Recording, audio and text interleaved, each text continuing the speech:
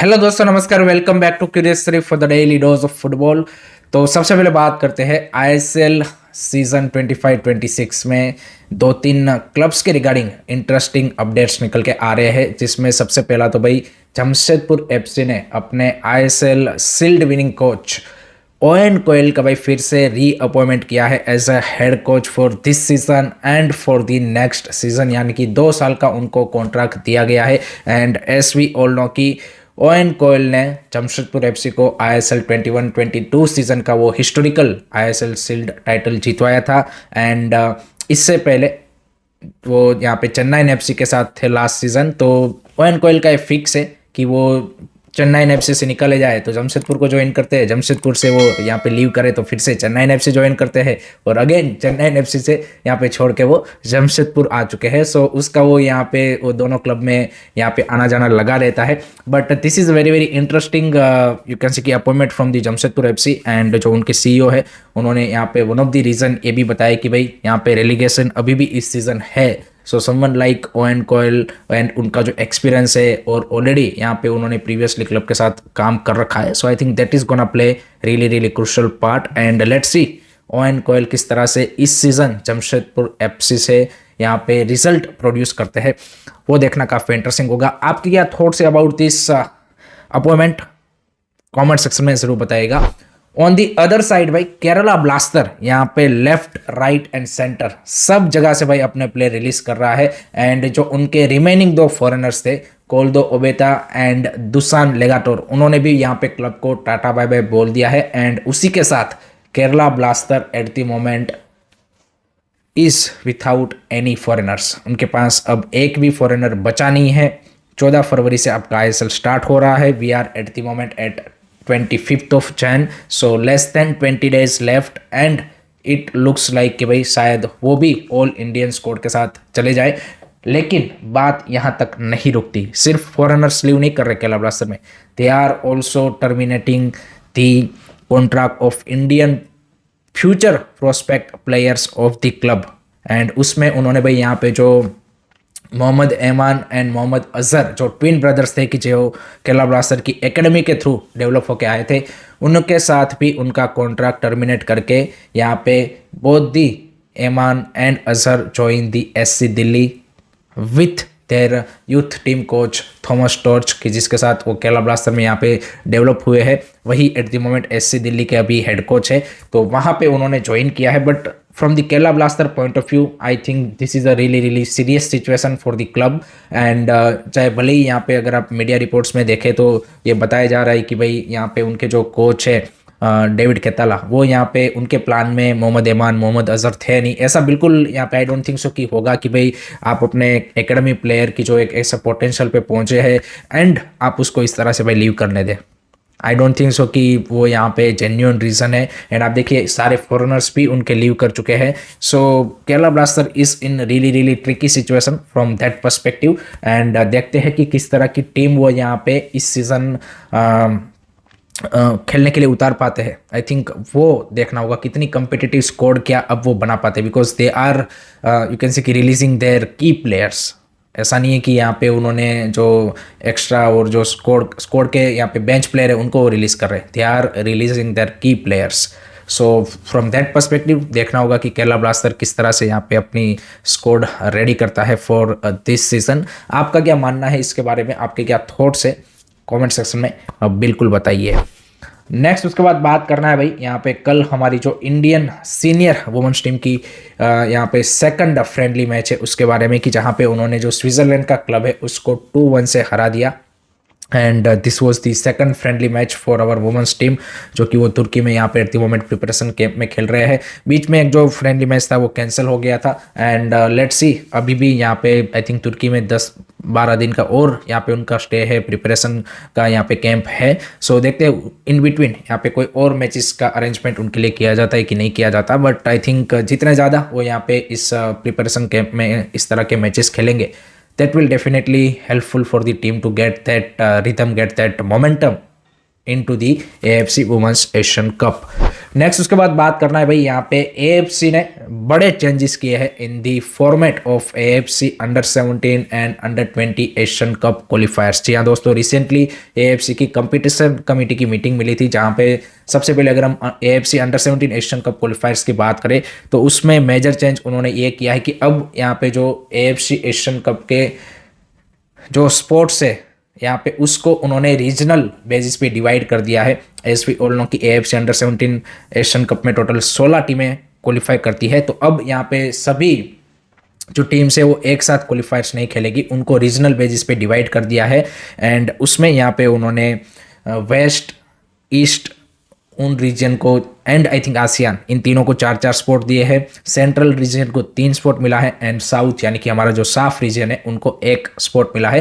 That is given based on the previous performances of this regions country in the AFC Asian Cup. तो हम सबको पता है कि साफ से तो भाई यहाँ पे इंडिया एक ही यहाँ पे AFC under 17 Asian cup qualify करता है, सो दैट्स वाई यहाँ पे एक ही स्पॉट दिया गया है। एंड अब यहाँ पे जो साफ रीजन है उसमें ही उनका क्वालिफायर्स खेला जाएगा एंड जो उनका विनर होगा उनको 1 स्लॉट के तौर पे यहाँ पे एएफसी अंडर 17 एशियन कप में क्वालिफिकेशन मिलेगा। तो इस तरह से उन्होंने यहाँ पे एएफसी अंडर 17 के जो एशियन कप क्वालिफायर्स के यहाँ पे फॉर्मेट है उसमें चेंज किया है। एंड ये जो चेंजेस है वो लागू होंगे 2027 से।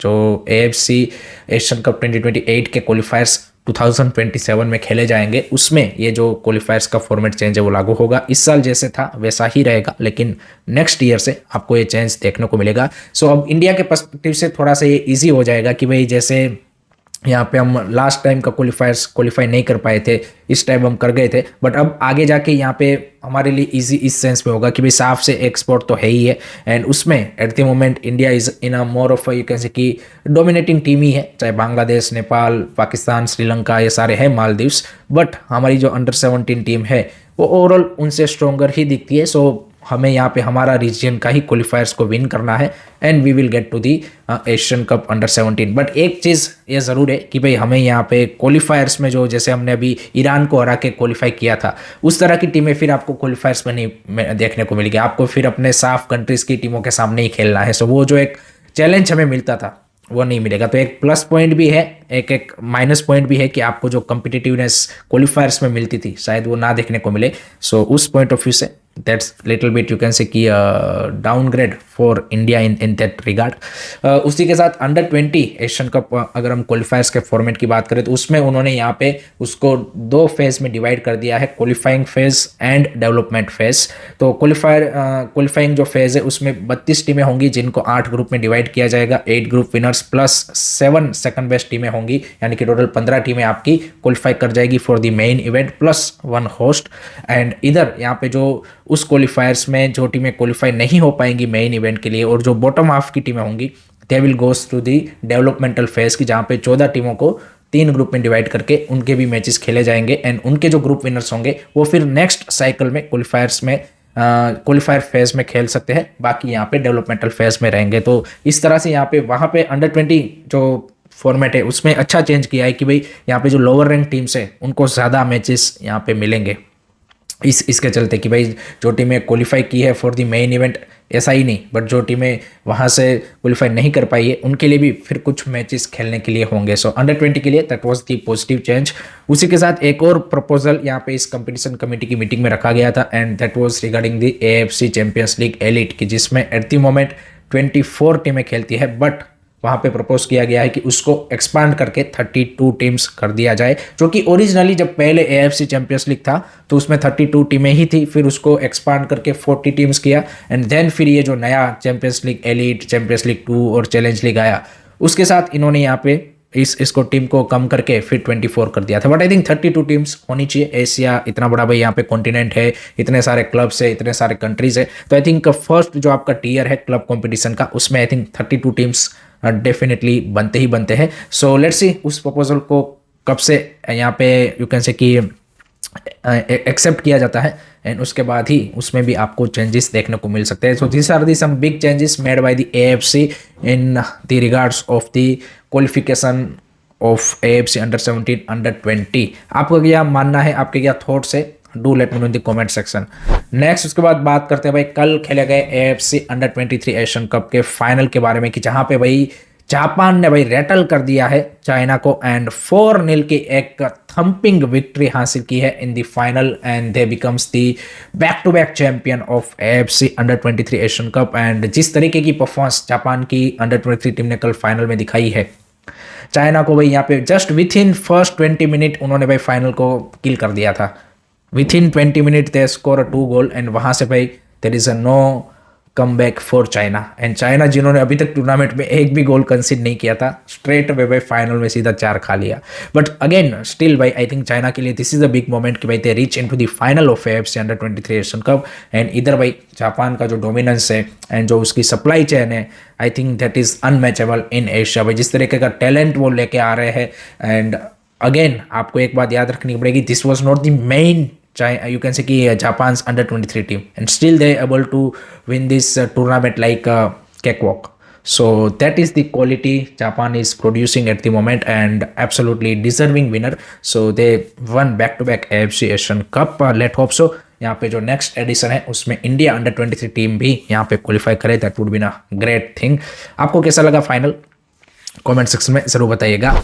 Now let's move on to the second segment and that is world football and उसमें भी कल हमें कुछ शॉकिंग रिजल्ट देखने को मिले इन यहाँ पे यूरोप्स टॉप लीग की, जिसमें भाई प्रीमियर लीग की अगर सबसे पहले बात करें तो भाई यहाँ पे लिवरपूल को भाई यहाँ पे बॉर्नमथ ने लास्ट मिनट विनर मार के यहाँ पे भाई 3-2 से हरा दिया and that was a roller coaster match की जहाँ पे पहले बॉर्नमथ ने भाई 2 गोल मारे, देन लिवरपूल ने भाई बढ़िया कमबैक किया with that 2 goal and then last में भाई यहाँ पे ये विनर आता है। सो definitely disappointing result for Arne Slot and Liverpool to lose all 3 points in this match, but great comeback from the Bournemouth in the last minute to get that winner. On the other side, Manchester City get back on winning track by beating a Wolves 2-0 comfortably. So finally भाई उनका जो recent form थोड़ा सा dip हुआ था, उन्होंने champions league का match भी आ रहा एंड यहाँ पे प्रीमियर लीग में भी रिजल्ट उनके फेवर में नहीं आ रहे थे, but in this match they perform